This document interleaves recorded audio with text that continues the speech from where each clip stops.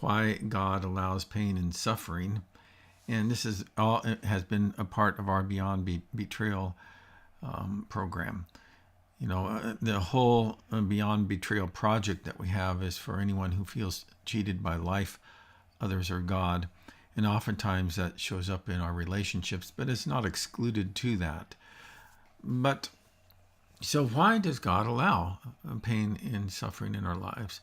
Well, in this episode, we're going to consider how that God uses pain and suffering in our lives to bring us good. So let's go ahead and we'll dive into that in just a moment.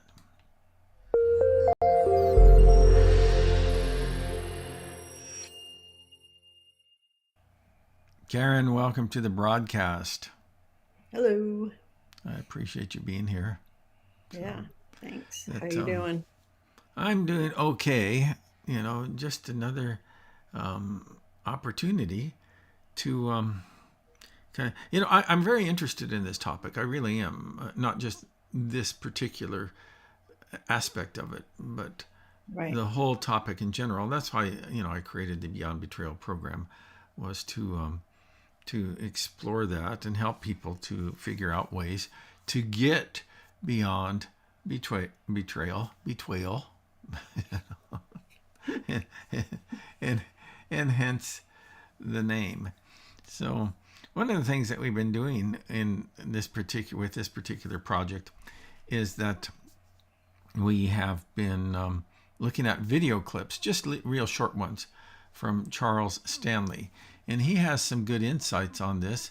And so why don't we just go ahead and watch one of those now, and then we'll get back into our discussion in just a moment. All right. Let's do that.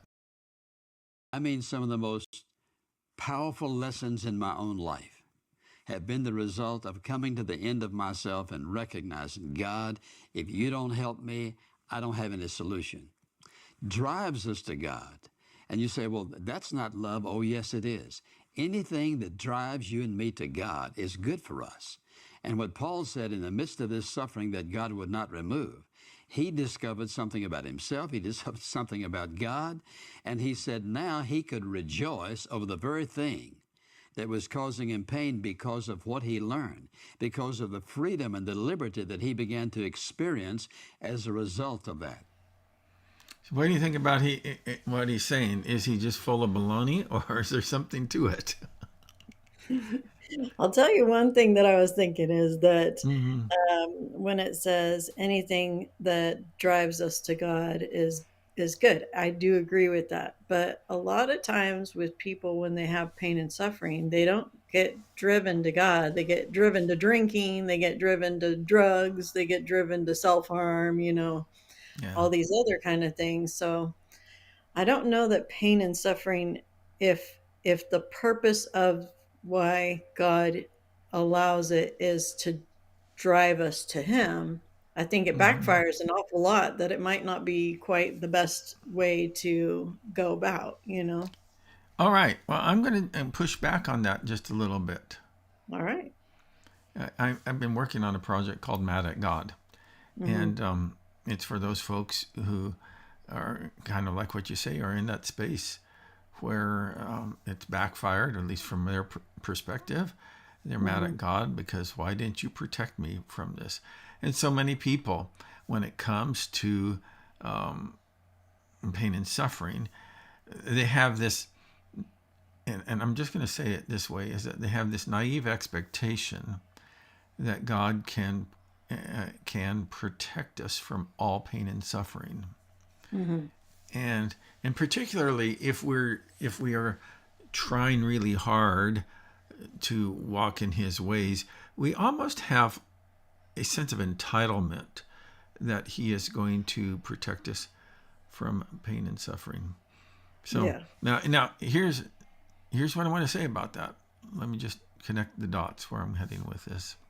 Mhm. Is that if we believe, and I realize that some people don't, and so they have kind of like an entirely different understanding of spiritual things, and I'm okay with that, but I want to at least hope that Christianity will get a fair hearing. That if we believe that what the Bible teaches is that we live in a fallen world. So in other words, the creation itself doesn't work the way that it's supposed to. My wife and I, we just celebrated our 50th anniversary, and I can tell that there are aspects, about both of us as we're aging, that things are not quite like what they used to be, and and my wife, even more so than me, is experiencing a lot of troubles with mobility right now, and so it's just so the creation we live in is fallen. Is that the people who surround us are fallen, and that I myself am a fallen creature. Yeah. Now, if we accept those three principles, that then what do you expect? Do you think that God is going to all of a sudden jump in and fix what is broken with His creation just because you're suffering? And I think that's a naive expectation. As a matter of fact, I don't even know how God, I don't think that it would even be feasible for God to do a lot of what we expect from Him. Because in many cases, that would mean violating. Let's say, for instance, that your partner cheated on you. And that, and as a result, you have a broken heart. And let's say even, let's just kind of extrapolate this out further. Let's say that at one time your partner was a good and faithful Christian, but now you're struggling with trying to put together the pieces of your life as a result. So what do you expect God should have done in that situation? Should He have jumped in and stopped your spouse from doing what he did before he did it? Because now your heart is broken and you think, well, if God really loved me, He wouldn't let me go through this type of stuff. Yeah. But and so but if you think that that's what God should do, then I always like to turn the tables on that. How about when you break somebody's heart, or you don't live up to the righteous expectations that that they have towards you? Do you think that God should jump in and stop you dead in your tracks whenever you're going to hurt somebody? We, in all honesty, we don't want to live in a world like that, because none of us would survive. Yeah. Yeah. Well, we don't want to surrender free will. And then also, I do think, I guess the technical way, like if we're just picking apart what he said, it seemed like he was saying that God uses pain and suffering to draw us close to Him. And I think that God maybe not so much uses, I guess, allows pain and Sure. suffering, Okay. and Yeah. that, Okay. He, um, yeah, of course, He wants us to be drawn to Him, but I don't know. I guess kind of I was not really feeling the way he was saying it. Kind of sounds a little bit like, anything that's bad, that draws us closer to God is good. But I think sometimes, and maybe I'm just getting his words mixed up, is that um, those kind of situations just end up putting people into a space that doesn't get them closer to God. Yeah, I know, and I understand. I understand the point of view. Like I say, I think it's a naive point of view. Now, I'm Hmm. not saying, and sometimes we just have to we have to kind of like go through that experience in Yeah. order to come to the realization that my belief system is based on some faulty concepts, and I need to correct that. Now Yeah. I'm going to push back just a little bit again, because I've really been thinking about this over the last few months, if not a little Yeah. bit longer. I've really been focusing on Right. this, and actually a couple other big topics that has captured my thinking. But one of it is that if we make the presupposition, if we make the assumption, and Hmm. here again, that I'm approaching this from a Christian perspective, but if we make the assumption, and I think that, in all honesty, I think there's extremely good evidence that Christianity is true. I don't think we have to just quote unquote take it by faith, and that's a Right. topic for another day. But if we take it, if we make the assumption that God is all wise, Hmm. He never makes a mistake on what He allows in our life. Yeah.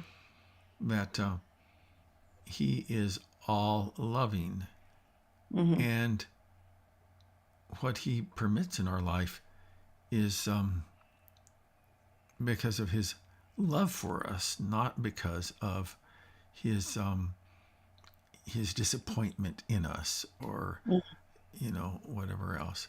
And that if He's all powerful, Yeah.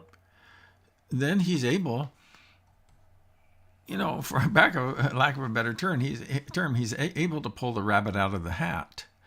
So in Hmm. other words, that what looks like has really been detrimental towards me Hmm. is, I hate to say this, but I actually do this with my clients, at the right time, is that is that it's really a gift, Hmm. because it's always a gift to grow. It's always a gift to align ourselves more deeply with the truth, and it's Yeah. always a gift to have our childish understandings of God shaken Hmm. into maturity.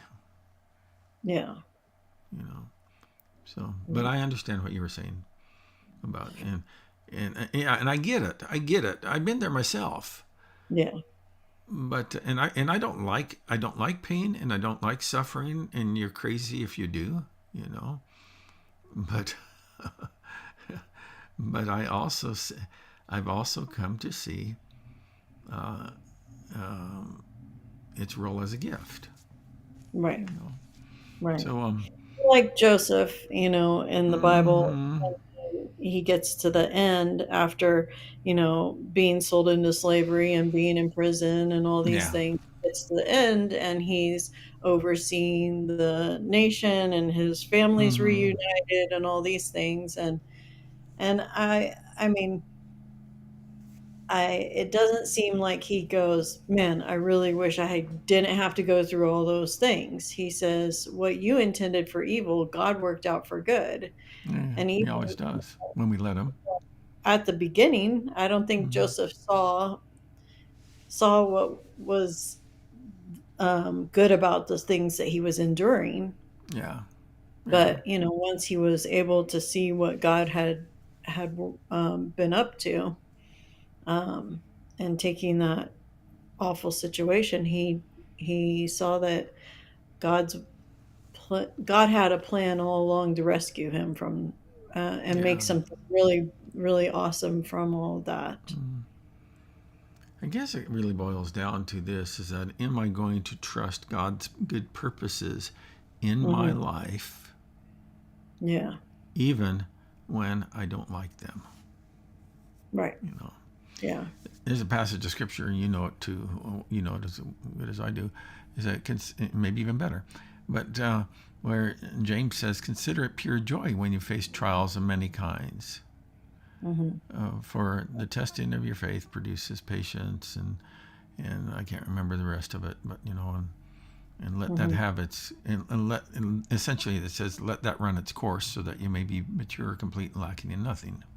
Yeah. You know, Yeah. I listened to Jordan Peterson talk the other day. Yeah, I'm not a big fan of him in everything he says, but he talked, and maybe I mentioned this in our previous broadcast, but he talked about how that God is doing something bigger in our lives than just trying to keep us happy. You Right. know, it's Yeah. that Yeah. um, Well, there's so also that verse, the one that kind of helped me kind of as I was going along through some struggles that really helped me is mm-hmm, that um all things work together for the good of those who love him and are called according to his purpose. And yeah, so it's like, when you're in the midst of a struggle and you can't see it yet, what yeah, God is going to do that's for good out of mm-hmm, that situation, if you trust that he is going to do something good out of it and know, like, okay, I can hang my hat on this is a promise. God's working out something for good. If mm-hmm, you can trust in that situation and stay faithful to him. So instead of, like, getting sidetracked or getting upset or bitter or whatever, if you can stay the course on that, mm-hmm, um, then it will turn out for good, you yeah, know. yeah. Even if, and I've thought about this many times too, even if you don't quote unquote live to see it, Hmm. because for the believer, when whatever you're struggling with brings you to the end of your life, still, he's working that out. That's kind of like the ultimate blessing Yeah. that he accomplishes in your life. So that Hmm. passage you quoted is in Romans 8:28. The Hmm. problem is that most people quit before the blessing. Hmm. Yeah. You know that, and so they check out. They check out on God. They lose hope, and they never do. They never they never get to the benefit. Hmm. They only get to the badness.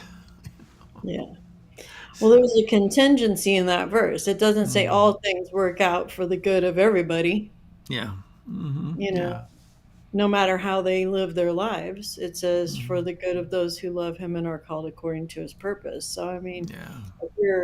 if you're loving God and you're called according to his purpose, you're going to do things his way. One of the things that, and I see this so many times, is that it's easy for us to love God when things are working out according to our desires. I mean, who Hmm. doesn't want that? That, but then, and I've dealt with people who have been extremely hurt in life, and that's why I'm doing this project. But Hmm. and I have been extremely hurt, and I know that you have. Um, but but the I lost my thread. What were we talking about? We're doing this project. Uh, Yeah, we were talking about that. mm, Oh, yeah, yeah, yeah, yeah, yeah, yeah. I remember. Is that when really bad stuff happens to us, then we oftentimes feel entitled to go into dark places.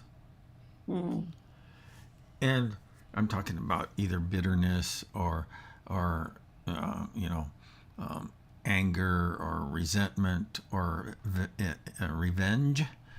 All of those. And I see this so much, particularly when there's a betrayal that's involved in it. But mm, but the wrong that they've done to you is not a free pass for you to do wrong in any aspect of your life. Not just mhm. wrong back to them, Yeah. but just becoming embittered and resent. I don't, and I know, it's a horrible thing that happened to you. I get it. I get it. Mhm. I just have to tell a quick story, and maybe one of these days I'll spend a little bit more time with it. I remember counseling a woman years ago whose daughter and daughter-in-law were murdered by a drug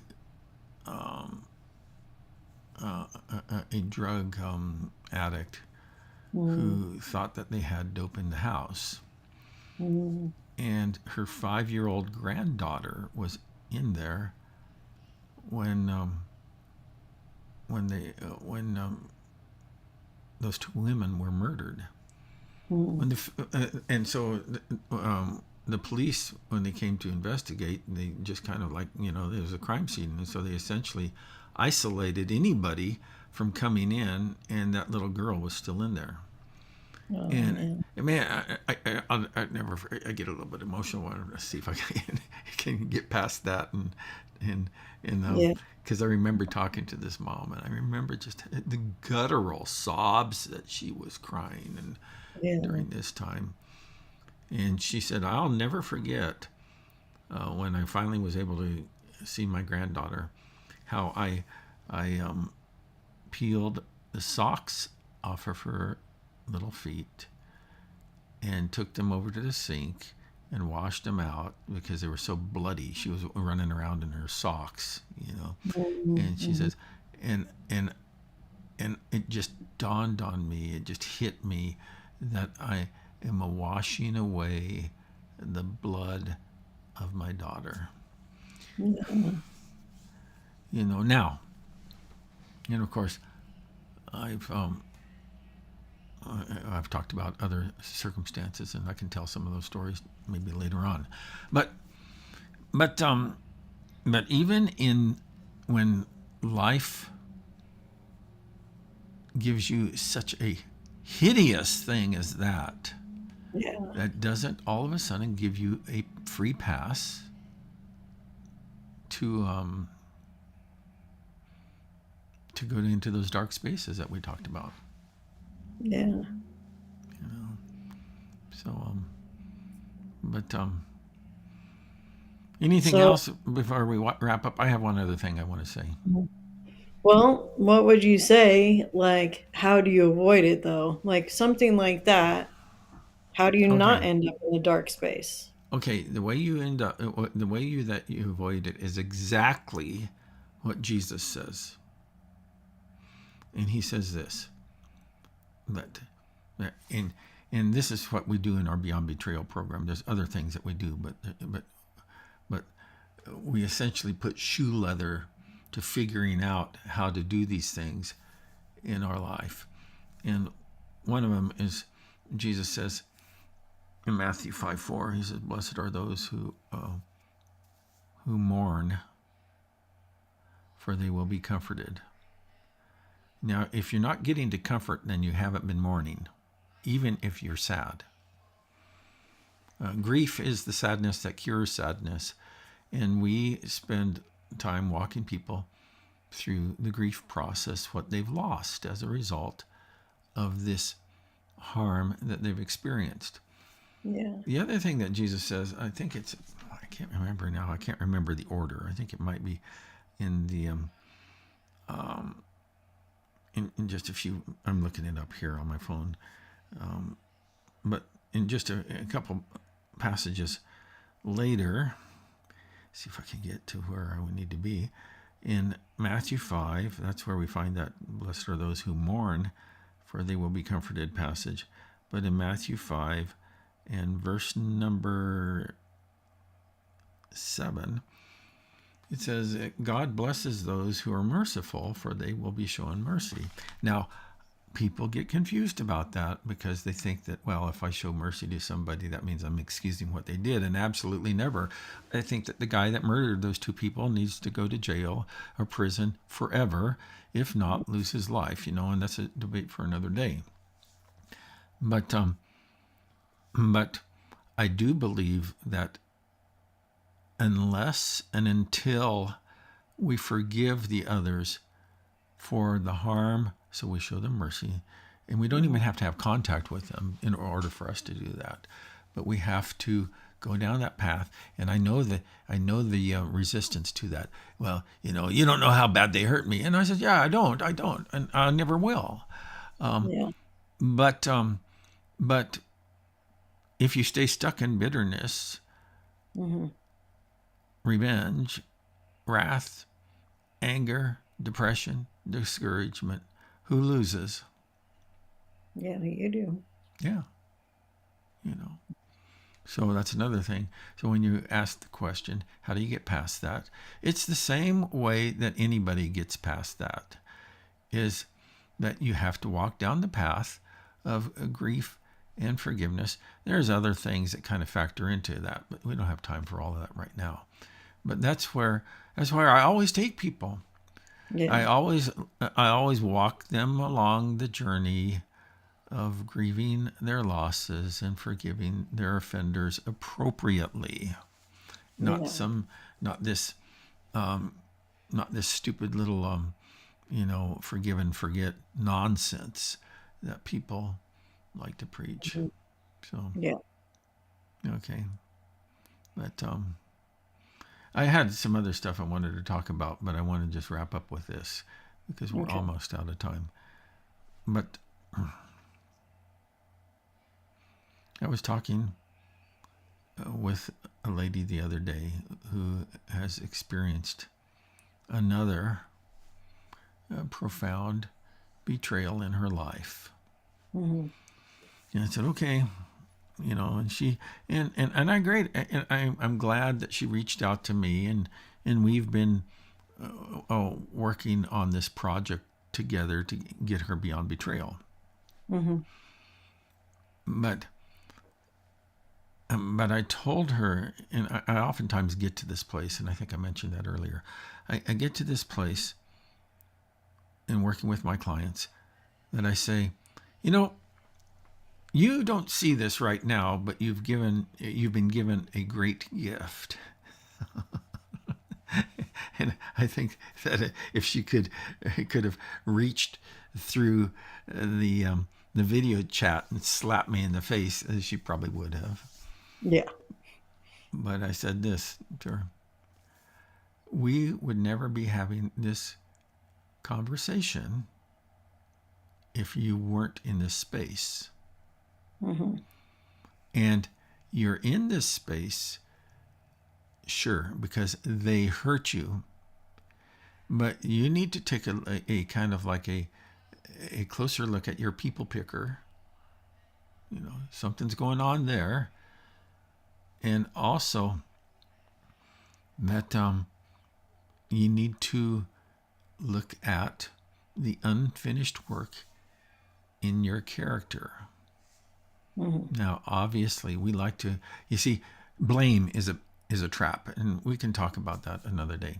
But blame is a trap because we say, well, I wouldn't be here if it weren't for them. Mm-hmm. Now, and unless you're a completely innocent child, you are, and those things happen to children all the time. But Yeah. and we have no way of controlling that, but we are in control of whether or not we're going to heal from that. But unless you're a completely naive and innocent child, as an adult, is that we move into relationships, and a lot of times we are overlooking warning lights. Mm-hmm. We're not setting appropriate boundaries when somebody mistreats us. And I said, you wouldn't be interested in this type of conversation if you went happily skipping down the lane and life is good, I found my soulmate, now everything's going to be okay. Yeah. So all right, well, we're out of time because I don't like to kind of like run these things too long, and it's easy for me to run my mouth too long. And you have like about 3,000 things that you said, we'll have to talk about that. That's a topic for another day. So I know, I know, I know, and so you it's have a lot of topics for other days. well, and I guess that probably is good, Yeah. because Right. it's uh, it's good to have topics for another day. Yeah. I mean, I've been doing this stuff. I've been in full time ministry since 1976. So you either learn some stuff along the way, or you need to just get out of business. Right. All right. So that's it. I'm going to wrap this up for now. I'm actually making some Stop little. fiddling. Huh? Say Stop what? fiddling. I know I have to because I had a thing that was broken on this and I needed to reset it. So, okay, now let me just go ahead and jump off. Maybe you can stay on and then we'll have a chance to talk afterwards. So, hey guys, thank you for joining us today for this particular episode of Beyond Betrayal, and particularly why God allows pain and suffering in our lives. And when he does, he's always good, he's always loving, and he's always wise. He always knows how to get us to the space where we need to get, and that's in deeper spiritual maturity and personal growth, and becoming the man or the woman that you are meant to be. We don't like going down those paths sometimes, but I like what C.S. Lewis says, is that God never inflicts a needless tear. And so that's the truth. And so you can learn a little bit more about the stuff that we talk about in Beyond Betrayal by joining our Facebook. It's a private Facebook group. We have designed it that way intentionally, and you can go to on Facebook at beyondbetrayal.org, or you can even just maybe go on the website Beyond Betrayal and you can find a little bit more about that. But I would really encourage you to go to our Facebook group, because that's we deliver so much more content there than we do elsewhere. So that's it for now. Thanks again, and I appreciate you and your desire, your interest in healing your broken heart. That's it for now.